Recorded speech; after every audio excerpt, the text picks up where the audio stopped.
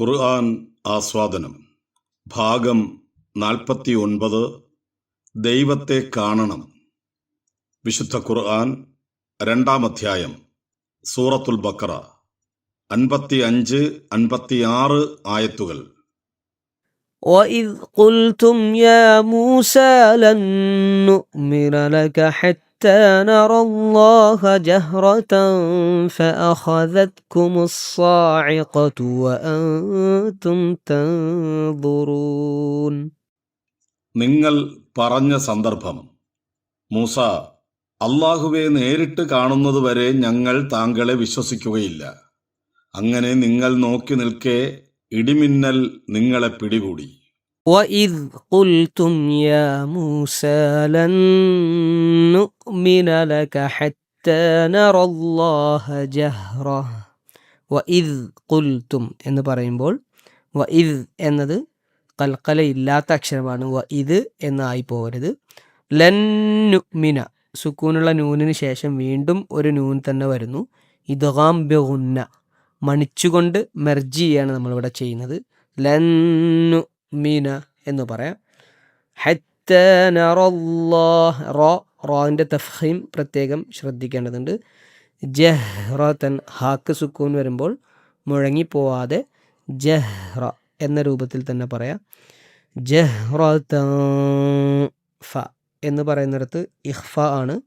ആ തൻവീനു ശേഷം ഫ വന്നതുകൊണ്ട് ആ തൻവീനെ നമ്മൾ മറച്ച് മണിച്ചുകൊണ്ടാണ് ഓതുന്നത്.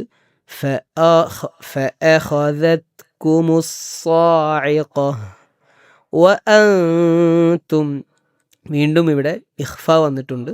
നൂനിനെ മറച്ച് മണിച്ചുകൊണ്ടാണ് ഇവിടെയും നമ്മൾ ഓതേണ്ടത്. തൻദുറൂൻ, വീണ്ടും ഇവിടെ സുക്കൂനുള്ള നൂനിനെ മറച്ച് മണിച്ചുകൊണ്ട് ഇഖ്ഫ ചെയ്തുകൊണ്ട് ഓതുന്നു.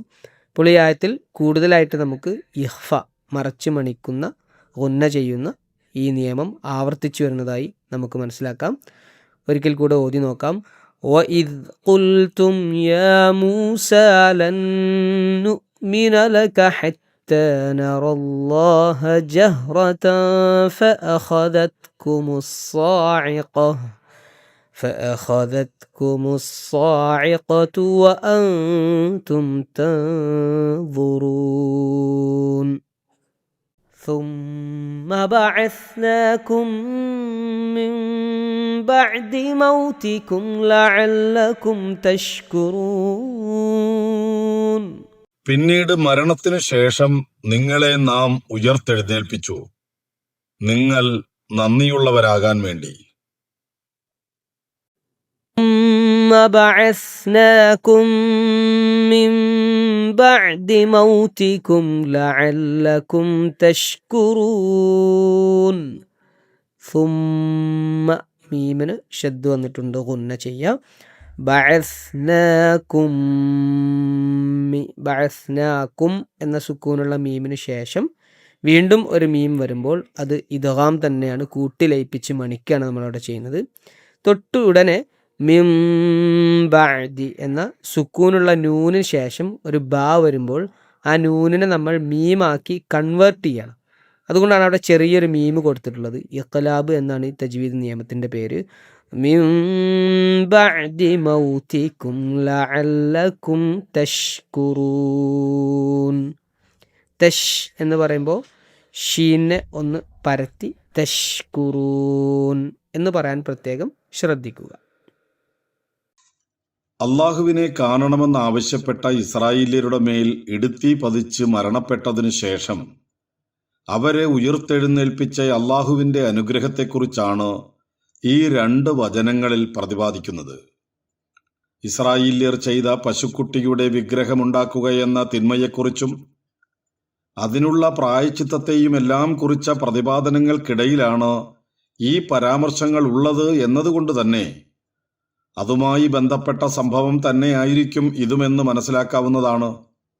തദ്വിഷേകമായ പാപമോചനത്തിനായി അള്ളാഹുവിനോട് പ്രാർത്ഥിക്കാനായി മൂസാ നബി അലൈഹിസ്സലാം തെരഞ്ഞെടുത്ത 70 പേരായിരുന്നു പാപത്തിൽ പങ്കാളികളായ ഇസ്രായേല്യരെയെല്ലാം വധിക്കുവാനുള്ള കൽപ്പന അള്ളാഹുവിൽ നിന്നുള്ളതാണെന്ന് തങ്ങൾ വിശ്വസിക്കണമെങ്കിൽ അള്ളാഹുവിനെ നേരിൽ കാണണമെന്ന് ആവശ്യമുന്നയിച്ചതെന്നും ഇടുത്തി വീണ് അവർ മരിക്കുകയും മൂസാ നബി അലൈഹിസ്സലാമയുടെ അഭ്യർത്ഥന മാനിച്ച് പിന്നീട് അവരെ ഉയർത്തെഴുന്നേൽപ്പിക്കുകയായിരുന്നുവെന്നും ഈ വചനങ്ങളെ വ്യാഖ്യാനിച്ച പണ്ഡിതന്മാരിൽ പലരും പറഞ്ഞിട്ടുണ്ട്.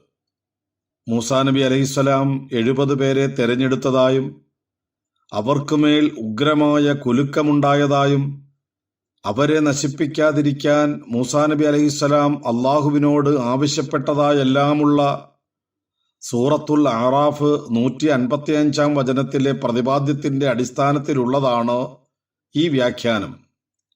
കർത്താവിനെ കാണണമെന്നാവശ്യപ്പെട്ടത് മൂലം ഇസ്രായേൽ സമൂഹത്തിനുണ്ടായ ഈ പരീക്ഷണത്തെക്കുറിച്ച് തോറയും തൽമൂദുമെല്ലാം നിശബ്ദത പാലിക്കുകയാണ് ചെയ്യുന്നത്. യഹൂദ സമൂഹത്തിന്റെ യശസ്സിന് പോറലേൽപ്പിക്കുന്ന സംഭവങ്ങളെക്കുറിച്ച് പറയാതിരിക്കാൻ പരമാവധി ശ്രമിക്കുകയെന്ന നിലപാടാണ് തോറയ്ക്കും തൽമൂദിനുമുള്ളത്. അത്തരം ഏതെങ്കിലും സംഭവത്തെക്കുറിച്ച് പറയുകയാണെങ്കിൽ തന്നെ പ്രവാചകന്മാരെ പ്രതിക്കൂട്ടിൽ നിർത്തിയാൽ പോലും എങ്ങനെയെങ്കിലും ഇസ്രായേൽ സമുദായത്തെ രക്ഷിച്ചെടുക്കുന്ന ചരിത്ര കഥന രീതിയാണ് ഇവ പിന്തുടരുക.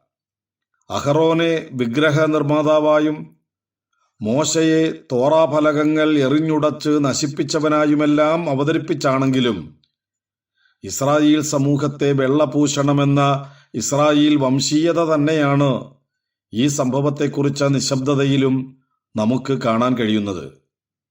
കർത്താവിനെ കാണണമെന്ന് ആവശ്യപ്പെട്ടത് മോശയായിരുന്നുവെന്നാണ് തോറ പറയുന്നത്.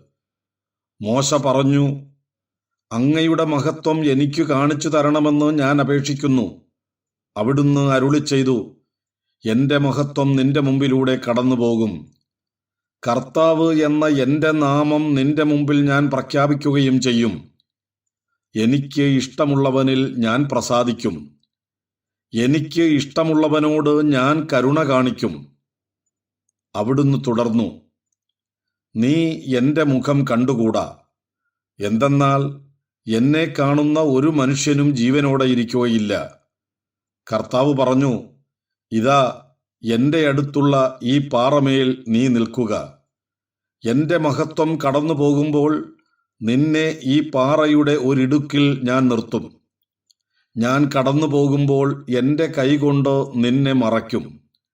അതിനുശേഷം ഞാൻ കൈമാറ്റും. അപ്പോൾ നിനക്ക് എന്റെ പിൻഭാഗം കാണാം, എന്നാൽ എന്റെ മുഖം നീ കാണുകയില്ല. പുറപ്പാട് പുസ്തകം 33 അധ്യായം 18 മുതൽ 23 വരെയുള്ള വചനങ്ങൾ. ദൈവത്തെ അവന്റെ മഹത്വത്തിന്റെ പൂർണ്ണതയിൽ കാണണമെന്നാവശ്യപ്പെട്ട മോശയോട് അങ്ങനെ കാണാൻ കഴിയില്ലെന്നും ദൈവമുഖം കാണുന്നവർ മരിച്ചു പോകുമെന്നും എന്നാൽ പിൻഭാഗം കാണിക്കാമെന്നും പറയുന്ന കർത്താവിനെയാണ് ഈ വചനം വരച്ചു കാണിക്കുന്നത്. എന്നാൽ ഇസ്രായേല്യരിലെ തെരഞ്ഞെടുക്കപ്പെട്ട 70 പേരും ദൈവത്തെ കണ്ടുവെന്ന് ഇതേ പുസ്തകത്തിൽ തന്നെ ഏതാനും വചനങ്ങൾക്ക് മുമ്പ് പറയുന്നുണ്ട്. അനന്തരം മോശയും അഹ്റോനും നാദാബും അബിഹുവും ഇസ്രായേൽ ശ്രേഷ്ഠന്മാർ 70 പേരും മലമുകളിലേക്ക് കയറിപ്പോയി. അവർ ഇസ്രായേലിന്റെ ദൈവത്തെ കണ്ടു. ആകാശതുല്യം പ്രകാശമാനമായ ഇന്ദ്രനീല കൽത്തളം പോലെ എന്തോ ഒന്ന് അവിടുത്തെ പാദങ്ങളുടെ താഴെ കാണപ്പെട്ടു. ഇസ്രായേൽ ശ്രേഷ്ഠന്മാരായ അവരുടെ മേൽ അവിടുന്ന് കൈവച്ചില്ല. അവർ ദൈവത്തെ കണ്ടു. അനന്തരം ഭക്ഷിക്കുകയും പാനം ചെയ്യുകയും ചെയ്തു.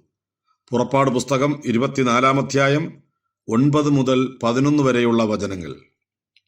ഇസ്രായേല്യർ ദൈവത്തെ കാണണമെന്ന ആവശ്യം ഉന്നയിച്ചിരുന്നതായോ തൽഫലമായി അവർക്ക് മേൽ ഇടുത്തി പതിച്ചതായോ തോറയിൽ പറയുന്നില്ലെങ്കിലും പുറപ്പാട് പുസ്തകം മൊത്തത്തിൽ വായിച്ചാൽ അങ്ങനെ എന്തൊക്കെയോ സംഭവിച്ചിട്ടുണ്ടെന്നും അത് മറച്ചുവെക്കാൻ ബോധപൂർവമായ കരവിരുതുകൾ നടന്നിട്ടുണ്ടെന്നും മനസ്സിലാകും. ഇസ്രായേല്യർ ഈജിപ്തിൽ നിന്ന് പുറപ്പെട്ടതിന്റെ 3-ാം മാസം 3-ാം ദിവസം നടന്ന ഒരു സംഭവം വിശദീകരിക്കുന്നത് ഇങ്ങനെയാണ്. 3-ാം ദിവസം പ്രഭാതത്തിൽ ഇടിമുഴക്കവും മിന്നൽ പിണരുകളും ഉണ്ടായി. മലമുകളിൽ കനത്ത മേഘം പ്രത്യക്ഷപ്പെട്ടു. കാഹളധ്വനി അത്യുച്ചത്തിൽ മുഴങ്ങി. പാളയത്തിലുണ്ടായിരുന്ന ജനമെല്ലാം ഭയന്നു വിറച്ചു. ദൈവത്തെ കാണുന്നതിനു വേണ്ടി മോശ ജനത്തെ പാളയത്തിനു പുറത്തു കൊണ്ടുവന്നു. അവർ മലയുടെ അടിവാരത്തിൽ നിലയുറപ്പിച്ചു. കർത്താവ് അഗ്നിയിൽ ഇറങ്ങി വന്നതിനാൽ സീനായ് മല മുഴുവൻ ധൂമാവൃതമായി. ചൂളയിൽ നിന്നെന്ന പോലെ അവിടെ നിന്ന് പുക ഉയർന്നുകൊണ്ടിരുന്നു. മല ശക്തമായി ഇളകി വിറച്ചു. കാഹള ശബ്ദം ശക്തിപ്പെട്ടുകൊണ്ടേയിരുന്നു. മോശ സംസാരിക്കുകയും ദൈവം ഇടിമുഴക്കത്താൽ ഉത്തരം നൽകുകയും ചെയ്തു. കർത്താവ് സീനായ് മലമുകളിൽ ഇറങ്ങി വന്ന് മോശയെ മലമുകളിലേക്ക് വിളിച്ചു. അവൻ കയറിച്ചെന്നു. അപ്പോൾ അവിടുന്ന് അരുളി ചെയ്തു, നീ ഇറങ്ങിച്ചെന്ന് ജനങ്ങൾക്ക് മുന്നറിയിപ്പ് നൽകുക. അല്ലെങ്കിൽ അവരിൽ അനേകം പേർ കർത്താവിനെ കാണുന്നതിന് അതിർത്തി ലംഘിച്ച് അടുത്തു വരികയും തൽഫലമായി മരിക്കുകയും ചെയ്യും. പുറപ്പാട് പുസ്തകം 19-ാം അധ്യായം 16 മുതൽ 21 വരെയുള്ള വചനങ്ങൾ. കർത്താവിനെ കാണുന്നതുമായി ബന്ധപ്പെട്ട തോറയിലെ വിശദീകരണങ്ങൾ വായിക്കുമ്പോൾ അതിലെ വൈരുദ്ധ്യങ്ങൾ പ്രകടമായി മനസ്സിലാവും. തന്നെ കാണാൻ ആവശ്യപ്പെട്ട മോശയ്ക്ക് തൻ്റെ പിൻഭാഗം മാത്രം കാണിച്ചു കൊടുത്തവനാണ് കർത്താവെന്ന് ഒരു സ്ഥലത്ത്, ഇസ്രായേൽ മൂപ്പന്മാർക്ക് മുന്നിൽ കർത്താവ് പ്രത്യക്ഷപ്പെട്ടുവെന്ന് മറ്റൊരു വശത്ത്. ദൈവത്തെ കാണുന്നതിനു വേണ്ടിയാണ് സീനായിലേക്ക് മോശ ജനത്തെ കൊണ്ടുവന്നതെന്നും അപ്പോൾ മലയിൽ അഗ്നിയും പുകപടലങ്ങളും ഉണ്ടാവുകയും അത് ശക്തമായി വിറയ്ക്കുകയും കാഹള ശബ്ദം ശക്തിപ്പെടുകയുമെല്ലാം ചെയ്തുവെന്നും മറ്റൊരിടത്ത്.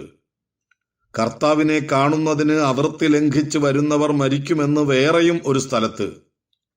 ഇവയിൽ നിന്ന് തോറാ വായനക്കാരൻ മനസ്സിലാക്കേണ്ടത് എന്താണ്? ദൈവത്തെ കാണാനാവുമെന്നാണോ ഇല്ല എന്നാണോ? ദൈവത്തെ കാണണമെന്ന് ആവശ്യപ്പെട്ടത് മോശയാണെന്നാണോ ഇസ്രായേല്യരാണെന്നാണോ?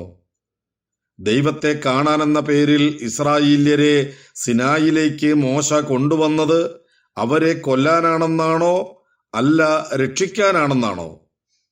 ഇത്തരം വൈരുദ്ധ്യങ്ങളെ വിശദീകരിക്കാൻ പാടുപെടുന്ന യഹൂദ പൗരോഹിത്യത്തെയാണ് തൽമൂദിൽ നാം കാണുന്നത്.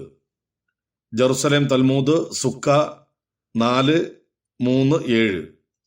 യഥാർത്ഥ സംഭവത്തെ മറച്ചുവെക്കാനുള്ള പുരോഹിത ശ്രമങ്ങളിൽ നിന്നാവണം ഇത്തരം വൈരുദ്ധ്യങ്ങൾ ഉണ്ടായതെന്ന് തീർച്ചയായും കരുതാവുന്നതാണ്.